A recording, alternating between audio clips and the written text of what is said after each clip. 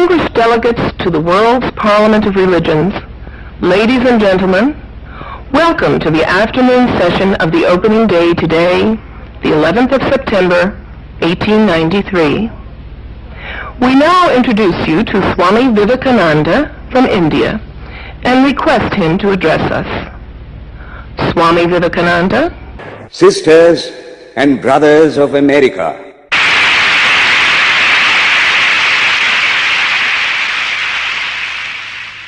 it fills my heart with joy unspeakable to rise in response to the warm and cordial welcome which you have given us.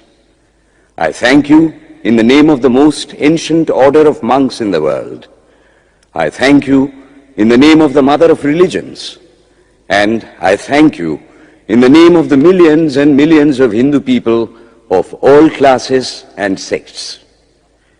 My thanks also to some of the speakers on this platform who, referring to the delegates from the Orient, have told you that these men from far-off nations may well claim the honor of bearing to different lands the idea of toleration. I am proud to belong to a religion which has taught the world both tolerance and universal acceptance. We believe not only in universal toleration, but we accept all religions as true. I am proud to belong to a nation which has sheltered the persecuted and the refugees of all religions and all nations of the earth. I am proud to tell you that we have gathered in our bosom the purest remnant of the Israelites who came to southern India and took refuge with us in the very year in which their holy temple was shattered to pieces by Roman tyranny. I am proud to belong to the religion which has sheltered and is still fostering the remnant of the grand Zoroastrian nation. I will quote to you, brethren, a few lines from a hymn which I remember to have repeated from my earliest boyhood, which is every day repeated by millions of human beings. As the different streams, having their sources in different places, all mingle their water in the sea, so, O Lord, the different paths which men take through different tendencies, various though they appear, crooked or straight, all lead to Thee. The present convention, which is one of the most august assemblies ever held, is in itself a vindication, a declaration to the world of the wonderful doctrine preached in the Gita. Whosoever comes to me, through whatsoever form, I reach him. All men are struggling through paths which in the end lead to me. Sectarianism, bigotry, and its horrible descendant, fanaticism, have long possessed this beautiful earth. They have filled the earth with violence, drenched it often and often with human blood, destroyed civilization, and sent whole nations to despair. Had it not been for these horrible demons, human society would be far more advanced than it is now. But their time is come, and I fervently hope that the bell that tolled this morning in honor of this convention may be the death knell of all fanaticism, of all persecutions with the sword or with the pen, and of all uncharitable feelings between persons wending their way to the same goal.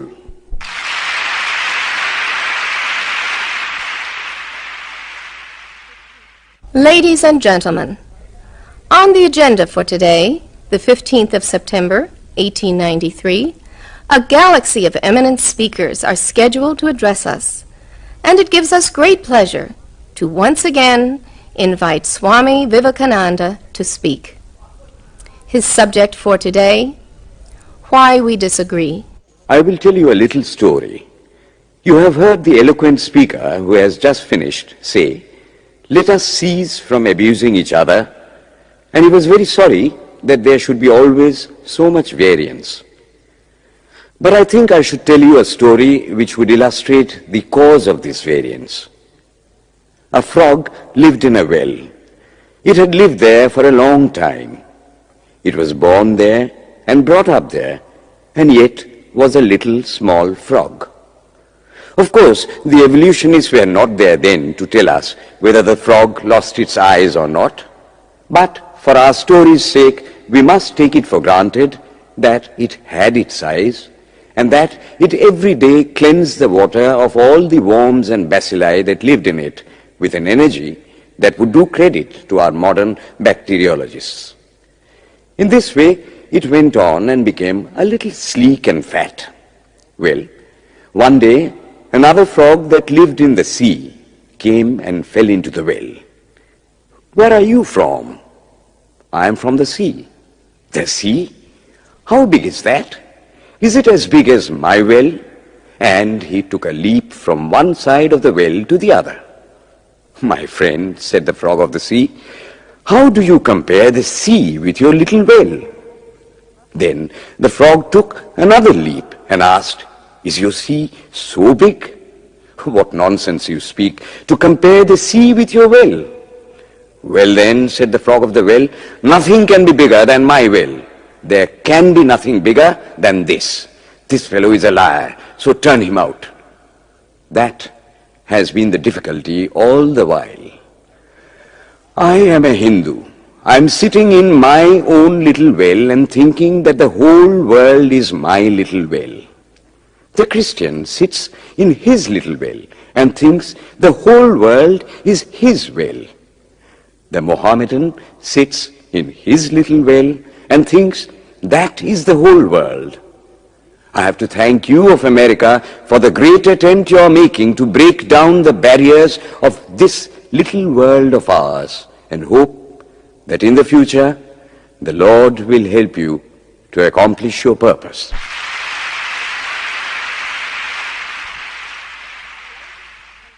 Delegates and friends, today, the 19th of September, 1893, is the 9th day of the World's Parliament of Religions. We have had the privilege of listening to many distinguished speakers from the world over address us on a variety of subjects. The time is at hand to now listen to the great monk from India, Swami Vivekananda, read his paper on Hinduism. Ladies and gentlemen, Swami Vivekananda. From the high spiritual flights of the Vedanta philosophy, of which the latest discoveries of science seem like echoes, to the low ideas of idolatry with its multifarious mythology, the agnosticism of the Buddhists and the atheism of the Jains, each and all have a place in the Hindu's religion. Where then, the question arises, where is the common center to which all these widely diverging radii converge? Where is the common basis upon which all these seemingly hopeless contradictions rest? And this is the question I shall attempt to answer. The Hindus have received their religion through revelation, the Vedas. They hold that the Vedas are without beginning and without end. It may sound ludicrous to this audience how a book can be without beginning or end. But by the Vedas, no books are meant. They mean the accumulated treasury of spiritual laws discovered by different persons in different times. Just as the law of gravitation existed before its discovery and would exist if all humanity forgot it, so is it with the laws that govern the spiritual world. The moral, ethical, and spiritual relations between soul and between individual spirits and the Father of all spirits were there before their discovery and would remain even if we forgot them. The discoverers of these laws are called rishis, and we honor them as perfected beings. I'm glad to tell this audience that some of the very greatest of them were women. Here it may be said that these laws, as laws, may be without end, but they must have had a beginning. The Vedas teach us that creation is without beginning or end. Science is said to have proved that the sum total of cosmic energy is always the same. Then, if there was a time when nothing existed, where was all this manifested energy? Some say it was in a potential form in God. In that case, God is sometimes potential and sometimes kinetic, which would make him mutable. Everything mutable is a compound, and everything compound must undergo that change which is called destruction. So, God would die, which is absurd. Therefore, there never was a time when there was no creation. If I may be allowed to use a simile, creation and creator are two lines without beginning and without end, running parallel to each other. God is the ever-active providence by whose power systems after systems are being evolved out of chaos, made to run for a time and again destroyed. This is what the Brahmin boy repeats every day. The sun and the moon the Lord created like the suns and moons of previous cycles. And this agrees with modern science. Here I stand, and if I shut my eyes and try to conceive my existence, I, what is the idea before me? The idea of a body. Am I then nothing but a combination of material substances? The Vedas declare, no.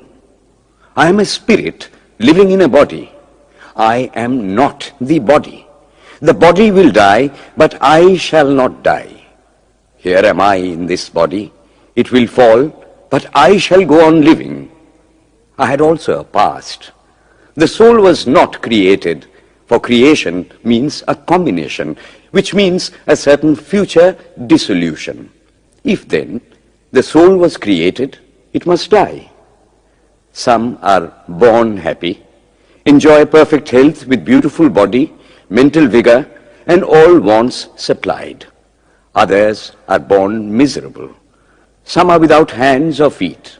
Others again are idiots and only drag on a wretched existence. Why, if they are all created, why does a just and merciful God create one happy and another unhappy?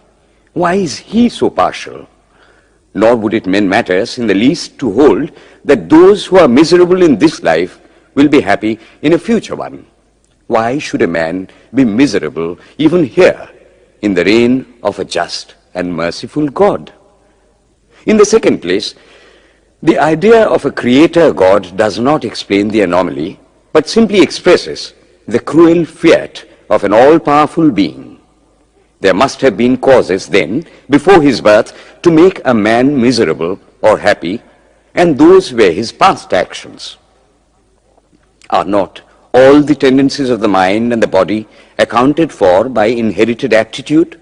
Here are two parallel lines of existence, one of the mind, the other of matter. If matter and its transformations answer for all that we have, there is no necessity for supposing the existence of a soul. But it cannot be proved that thought has been evolved out of matter. And if a philosophical monism is inevitable, spiritual monism is certainly logical and no less desirable than a materialistic monism. But neither of these is necessary here. We cannot deny that bodies acquire certain tendencies from heredity, but those tendencies only mean the physical configuration through which a peculiar mind alone can act in a peculiar way. There are other tendencies peculiar to a soul caused by his past actions, and a soul with a certain tendency would, by the laws of affinity, take birth in a body which is the fittest instrument for the display of that tendency. This is in accord with science, for science wants to explain everything by habit, and habit is got through repetitions. So, repetitions are necessary to explain the natural habits of a newborn soul, and since they were not obtained in this present life, they must have come down from past lives. There is another suggestion. Taking all these for granted, how is it that I do not remember anything of my past life? This can be easily explained. I am now speaking in English. It is not my mother tongue. In fact, no words of my mother tongue are now present in my consciousness. But let me try to bring them up. And they rush in. That shows that consciousness is only the surface of the mental ocean, and within its depths are stored up all our experiences. Try and struggle. They would come up, and you would be conscious even of your past life. This is direct and demonstrative evidence. Verification is the perfect proof of a theory, and here is the challenge thrown to the world by the rishis. We have discovered the secret by which the very depths of the ocean of memory can be stirred up. Try it, and you would get a complete reminiscence of your past life. So then, the Hindu believes that he is a spirit. Him the sword cannot pierce, him the fire cannot burn, him the water cannot melt, him the air cannot dry. Is nowhere but whose center is located in the body, and that death means the change of the center from body to body. Nor is the soul bound by the conditions of matter. In its very essence, it is free, unbounded, holy, pure, and perfect. But somehow or other, it finds itself tied down to matter and thinks of itself as matter. Why should the free, perfect, and pure being be thus under the thraldom of matter, is the next question. How can the perfect soul be deluded into the belief that it is imperfect? We have been told that the Hindus shirk the question and say that no such question can be there. Some thinkers want to answer it by positing one or more quasi-perfect beings and use big scientific names to fill up the gap. But naming is not explaining. The question remains the same. How can the perfect become the quasi-perfect?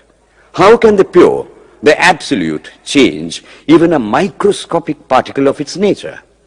But the Hindu is sincere. He does not want to take shelter under sophistry. He is brave enough to face the question in a manly fashion, and his answer is, I do not know. I do not know how the perfect being, the soul, came to think of itself as imperfect, as joined to and conditioned by matter. But the fact is a fact for all that. It is a fact in everybody's consciousness that one thinks of oneself as the body. The Hindu does not attempt to explain why one thinks one is the body. The answer, that it is the will of God, is no explanation. This is nothing more than what the Hindu says, I do not know. Well then, the human soul is eternal and immortal, perfect and infinite, and death means only a change of center from one body to another. The present is determined by our past actions, and the future by the present. The soul will go on evolving up or reverting back from birth to birth and death to death. But here is another question. Is man a tiny boat in a tempest, raised one moment on the foamy crest of a billow and dashed down into a yawning chasm the next, rolling to and fro at the mercy of good and bad actions, a powerless, helpless wreck in an ever-raging, ever-rushing, uncompromising current of cause and effect, a little moth placed under the wheel of causation, which rolls on, crushing everything in its way, and waits not for the widow's tears or the orphan's cry? The heart sinks at the idea. Yet, this is the law of nature. Is there no hope? Is there no escape? Was the cry that went up from the bottom of the heart of despair. It reached the throne of mercy, and words of hope and consolation came down and inspired a Vedic sage, and he stood up before the world and in trumpet voice proclaimed the glad tidings. Hear ye, children of immortal bliss, even ye that reside in higher spheres. I have found the ancient one who is beyond all darkness, all delusion. Knowing him alone, you shall be saved from death over again. Children of immortal bliss. What a sweet, what a hopeful name. Allow me to call you, brethren, by that sweet name, heirs of immortal bliss. Yea, the Hindu refuses to call you sinners. We are the children of God, the sharers of immortal bliss, holy and perfect beings. Ye divinities on earth, sinners, it is a sin to call a man so. It is standing libel on human nature. Come up, O lions, and shake off the delusion that you are sheep. You are souls immortal, spirits free, blessed and eternal. Ye are not matter, ye are not bodies. Matter is your servant, not you the servant of matter. Thus it is that the Vedas proclaim not a dreadful combination of unforgiving laws, not an endless prison of cause and effect, but that at the head of all these laws, in and through every particle of matter and force stands one, by whose command the wind blows, the fire burns, the clouds rain, and death stalks upon the earth. And what is his nature? He is everywhere, the pure and formless one, the Almighty and the All-Merciful. Thou art our Father, thou art our Mother, thou art our beloved friend, thou art the source of all strength. Give us strength. Thou art he that beareth the burdens of the universe. Help me bear the little burden of this life. Thus sang the rishis of the Vedas. And how to worship him? Through love. He is to be worshipped as the one beloved, dearer than everything in this and the next life. This is the doctrine of love declared in the Vedas, and let us see how it is fully developed and taught by Krishna, whom the Hindus believe to have been God incarnate on earth. He taught that a man ought to live in this world like a lotus leaf, which grows in water but is never moistened by water. So a man ought to live in the world, his heart to God and his hands to work. It is good to love God for hope of reward in this or the next world, but it is better to love God for love's sake. And the prayer goes, Lord, I do not want wealth, nor children, nor learning. If it be thy will, I shall go from birth to birth. But grant me this, that I may love thee without the hope of reward. Love unselfishly for love's sake. One of the disciples of Krishna, the then Emperor of India, was driven from his kingdom by his enemies and had to take shelter with his queen in a forest in the Himalayas. And there, one day, the queen asked him how it was that he, the most virtuous of men, should suffer so much misery. Yudhishthira answered, Behold, my queen, the Himalayas. How grand and beautiful they are. I love them. They do not give me anything, but my nature is to love the grand, the beautiful. Therefore, I love them. Similarly, I love the Lord. He is the source of all beauty, of all sublimity. He is the only object to be loved. My nature is to love him, and therefore I love. I do not pray for anything. I do not ask for anything. Let him place me wherever he likes. I must love him for love's sake. I cannot trade in love. The Vedas teach that the soul is divine, only held in the bondage of matter. Perfection will be reached when this bond will burst, and the word they use for it is, therefore, mukti, freedom. Freedom from the bonds of imperfection, freedom from death and misery. And this bondage can only fall off through the mercy of God, and this mercy comes on the pure. So, purity is the condition of his mercy. How does that mercy act? He reveals himself to the pure heart. The pure and the stainless see God, yea, even in this life. Then and then only all the crookedness of the heart is made straight. Then all doubt ceases. He is no more the freak of a terrible law of causation. This is the very center, the very vital conception of Hinduism. The Hindu does not want to live upon words and theories. If there are existences beyond the ordinary sensuous existence, he wants to come face to face with them. If there is a soul in him which is not matter, if there is an all-merciful universal soul, he will go to him direct. He must see him, and that alone can destroy all doubts. So, the best proof a Hindu sage gives about the soul, about God, is, I have seen the soul, I have seen God. And that is the only condition of perfection. The Hindu religion does not consist in struggles and attempts to believe a certain doctrine or dogma, but in realizing, not in believing, but in being and becoming. Thus, the whole object of their system is by constant struggle to become perfect, to become divine, to reach God and see God. And this reaching God, seeing God, becoming perfect, even as the Father in heaven is perfect, constitutes the religion of the Hindus. And what becomes of a man when he attains perfection? He lives a life of bliss infinite. He enjoys infinite and perfect bliss, having obtained the only thing in which man ought to have pleasure, namely God, and enjoys the bliss with God. So far, all the Hindus are agreed. This is the common religion of all the sects of India. But then, perfection is absolute, and the absolute cannot be two or three. It cannot have any qualities. It cannot be an individual. And so, when a soul becomes perfect and absolute, it must become one with Brahma, and it would only realize the Lord as the perfection, the reality of its own nature and existence, the existence absolute, knowledge absolute, and bliss absolute. We have often and often read this called the losing of individuality and becoming a stock or a stone. He jests at scars that never felt a wound. I tell you, it is nothing of the kind.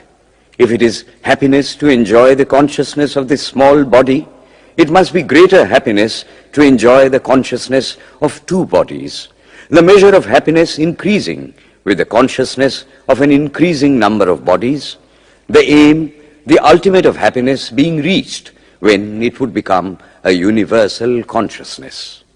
Therefore, to gain this infinite universal individuality, this miserable little prison individuality must go. Then alone can death cease when I am one with life. Then alone can misery cease when I am one with happiness itself. Then alone can all error cease when I am one with knowledge itself. And this is the necessary scientific conclusion. Science has proved to me that physical individuality is a delusion, that really my body is one little continuously changing body in an unbroken ocean of matter, and Advaita, or unity, is the necessary conclusion with my other counterpart, soul. Science is nothing but the finding of unity. As soon as science would reach perfect unity, it would stop from further progress, because it would reach the goal. Thus, chemistry could not progress farther when it would discover one element out of which all others could be made. Physics would stop when it would be able to fulfill its services in discovering one energy of which all the others are but manifestations. And the science of religion become perfect when it would discover Him who is the one life in a universe of death, Him who is the constant basis of an ever-changing world, one who is the only soul of which all souls are but delusive manifestations. Thus is it, through multiplicity and duality, that the ultimate unity is reached. Religion can go no farther. This is the goal of all science. All science is bound to come to this conclusion in the long run. Manifestation and not creation is the word of science today. And the Hindu is only glad that what he has been cherishing in his bosom for ages is going to be taught in more forcible language and with further light from the latest conclusions of science. Descend we now from the aspirations of philosophy to the religion of the ignorant. At the very outset, I may tell you that there is no polytheism in India. In every temple, if one stands by and listens, one will find the worshippers applying all the attributes of God, including omnipresence, to the images. It is not polytheism, nor would the name henotheism explain the situation. The rose, called by any other name, would smell as sweet. Names are not explanations. The tree is known by its fruits. When I have seen amongst them that are called idolaters, men, the like of whom in morality and spirituality and love, I have never seen anywhere, I stop and ask myself, can sin beget holiness? Superstition is a great enemy of man, but bigotry is worse. Why does a Christian go to church? Why is the cross holy? Why is the face turned toward the sky in prayer? Why are there so many images in the Catholic Church? Why are there so many images in the minds of Protestants when they pray? My brethren, we can no more think about anything without a mental image than we can live without breathing. By the law of association, the material image calls up the mental idea and vice versa. This is why the Hindu uses an external symbol when he worships. He will tell you it helps to keep his mind fixed on the being to whom he prays. He knows, as well as you do, that the image is not God, is not omnipresent. After all, how much does omnipresence mean to almost the whole world? It stands merely as a word, a symbol. Has God superficial area? If not, when we repeat that word omnipresent, we think of the extended sky or of space. That is all. As we find that somehow or other, by the laws of our mental constitution, we have to associate our ideas of infinity with the image of the blue sky or of the sea, so we naturally connect our idea of holiness with the image of a church, a mosque, or a cross. The Hindus have associated the ideas of holiness, purity, truth, omnipresence, and such other ideas with different images and forms. But with this difference, that while some people devote their whole lives to their idol of a church and never rise higher, because with them religion means an intellectual assent to certain doctrines and doing good to their fellows, the whole religion of the Hindu is centered in realization. Man is to become divine by realizing the divine. Idols or temples or churches or books are only the supports, the helps of his spiritual childhood, but on and on he must progress. He must not stop anywhere. External worship, material worship, say the scriptures, is the lowest stage. Struggling to rise high, mental prayer is the next stage. But the highest stage is when the Lord has been realized. Mark, the same earnest man who is kneeling before the idol tells you, him the sun cannot express, nor the moon, nor the stars, the lightning cannot express him, nor what we speak of as fire. Through him they shine. But he does not abuse anyone's idol or call its worship sin. He recognizes in it a necessary stage of life. The child is father of the man. Would it be right for an old man to say that childhood is a sin or youth is a sin? If a man can realize his divine nature with the help of an image, would it be right to call that a sin? Nor, even when he has passed that stage, should he call it an error. To the Hindu, man is not traveling from error to truth, but from truth to truth, from lower to higher truth. To him, all the religions, from the lowest fetishism to the highest absolutism, mean so many attempts of the human soul to grasp and realize the infinite, each determined by the conditions of its birth and association, and each of these marks a stage of progress. And every soul is a young eagle soaring higher and higher, gathering more and more strength till it reaches the glorious sun. Unity in variety is the plan of nature, and the Hindu has recognized it. Every other religion lays down certain fixed dogmas and tries to force society to adopt them. It places before society only one coat which must fit Jack and John and Henry all alike. If it does not fit John or Henry, he must go without a coat to cover his body.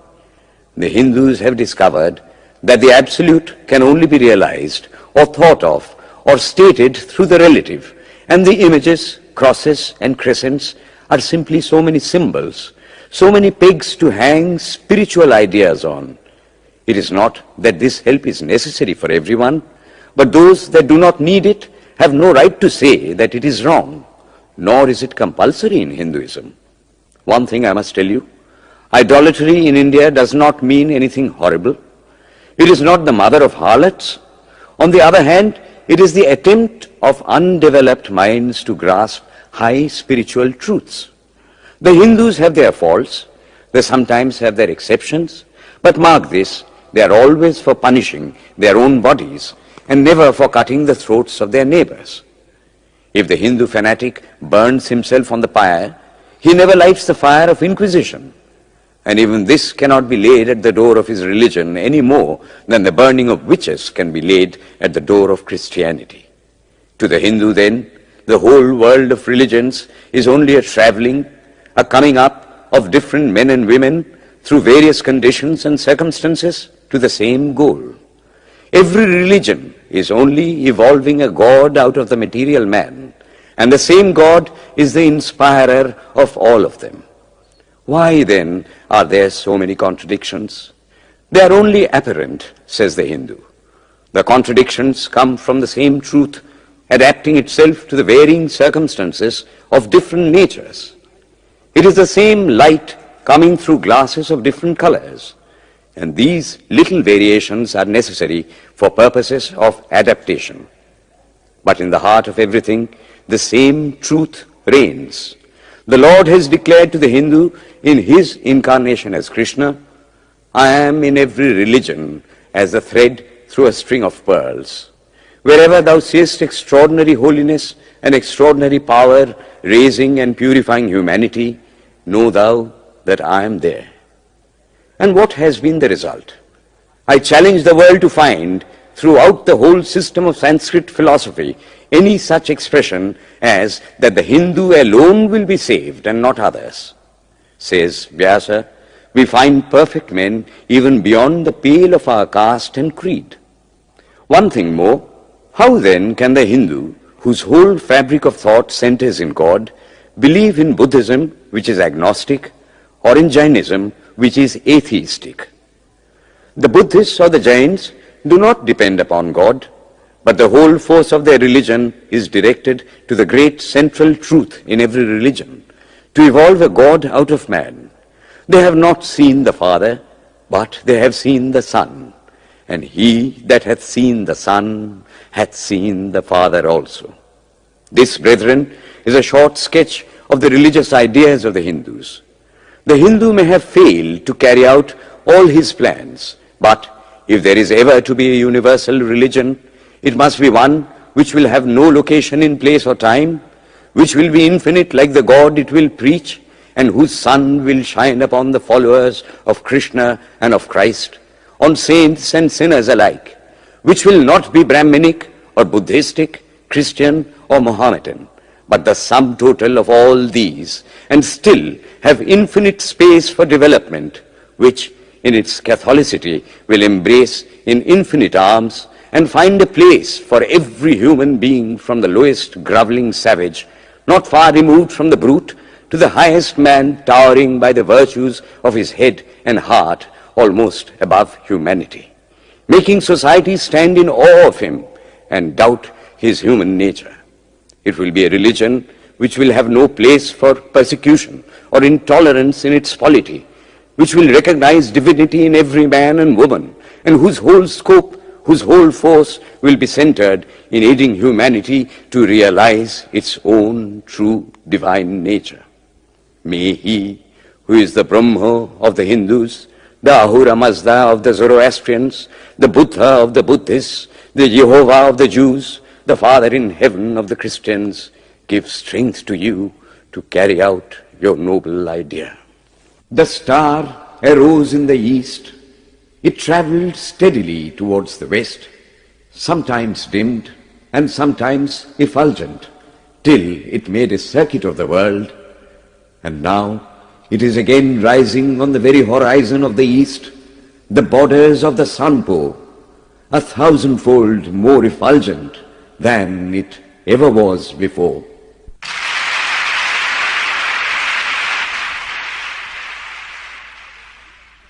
Today, the 26th of September, 1893, is the penultimate day of this Parliament of Religions at Chicago. We have listened to engrossing discourses on the religions and theologies of the participating countries in these past 2 weeks. In continuing the series, Swami Vivekananda will now speak on Buddhism, the fulfillment of Hinduism. The religion of the Hindus is divided into two parts, the ceremonial and the spiritual. The spiritual portion is specially studied by the monks. In that, there is no caste. A man from the highest caste and a man from the lowest may become a monk in India, and the two castes become equal. In religion, there is no caste. Caste is simply a social institution. When Buddha was teaching, Sanskrit was no more the spoken language in India. It was then only in the books of the learned. Some of Buddha's Brahmin disciples wanted to translate his teachings into Sanskrit, but he distinctly told them, "I am for the poor, for the people. Let me speak in the tongue of the people." And so, to this day, the great bulk of his teachings are in the vernacular of that day in India. Whatever may be the position of philosophy, whatever may be the position of metaphysics, so long as there is such a thing as death in the world, so long as there is such a thing as weakness in the human heart, so long as there is a cry going out of the heart of man in his very weakness, there shall be a faith in God. Let us then join the wonderful intellect of the Brahmin with the heart, the noble soul, the wonderful humanizing power of the great Master.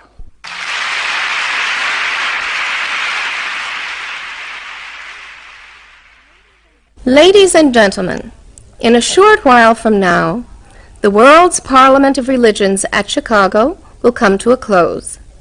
And this day, the 27th of September, 1893, will go down in history as a landmark for more reasons than one. It is in the fitness of things that we now call upon Swami Vivekananda from India to address this final session.